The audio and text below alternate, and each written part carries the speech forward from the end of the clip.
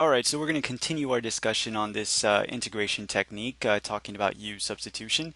And so what I'm asking you to find here is the integral of x times the square root of x squared plus 3. And I'd like you to pause the video here and see if you can figure out what substitution we're going to be making and see if you can finish off the problem and carry out and see if you get the same answer as I do.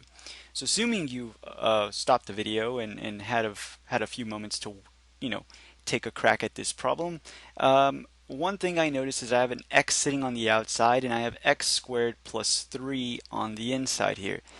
What I can do is maybe make a u substitution for the inside. Now you might be thinking, well, wait a second, the derivative of the inside is 2x and I only have an x sitting outside, so that's not going to work.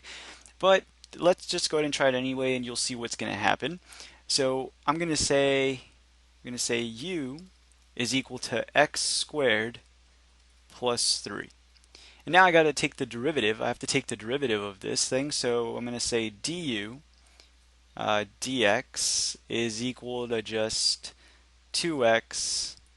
And now what I can do, we have a differential here, so we can think about, again, you can think about this kind of like a fraction and just say that du is equal to 2x dx. And you might be saying, well, that's great, but I have 2x dx here, and I only have an x dx sitting there. Well, if I think about dividing both sides by 2, so if I move the 2 to the other side, I would have 1/2 du is equal to x dx. And that looks a lot nicer because I have an x dx sitting inside my integral. So if I come back over here, I can rewrite this as the square root of u. Now remember, u we said was x squared plus 3.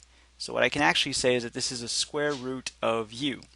Because remember, we're letting u equal this inside mess right here.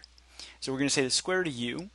And now I have this x and dx I need to take care of. Well, the x and dx can easily be, remember, we have x dx right here. We can easily replace x dx with 1 over 2 du. So that's exactly what I'm going to do, times 1 over 2 du.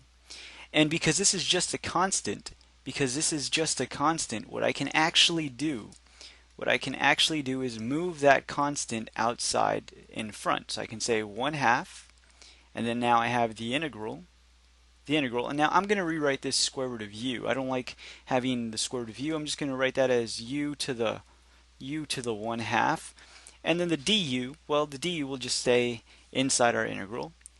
And so this here is a lot nicer to evaluate than this ugliness that we started off with.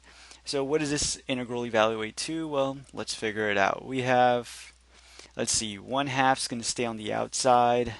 We're going to have 1/2 there. And the antiderivative, or an antiderivative of u to the 1/2, let's see, we're going to add 1, so we would get u to the 3 over 2, and then I have to divide by 3 over 2. So I have to divide by 3 over 2, but that looks pretty messy. But remember, when you're dividing by a fraction, it's the same thing as multiplying by the reciprocal. So what I can actually do is just, instead of dividing by 3 over 2, I can actually just multiply by 2 over 3. And then because this is an indefinite integral, I have to tag on, I can't forget about my plus c.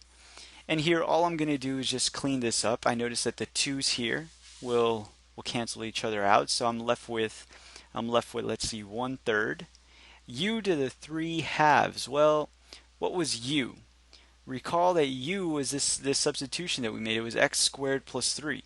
So I'm going to make that substitution back, and I'm going to plug it back in and say we have x squared plus 3 to the 3 over 2 plus c. And you can go ahead and rewrite this as the square root of x squared plus 3 cubed if you like, but I'm going to go ahead and leave it alone and say that that's my final answer. So let me just go ahead and put a box around this thing here, and I'm done.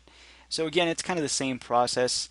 In the previous video, we had the derivative sitting nice and tight inside. We actually, if this was similar to the previous video, we would have a 2 sitting right here, so that the derivative of the inside is actually sitting nice and neat in here.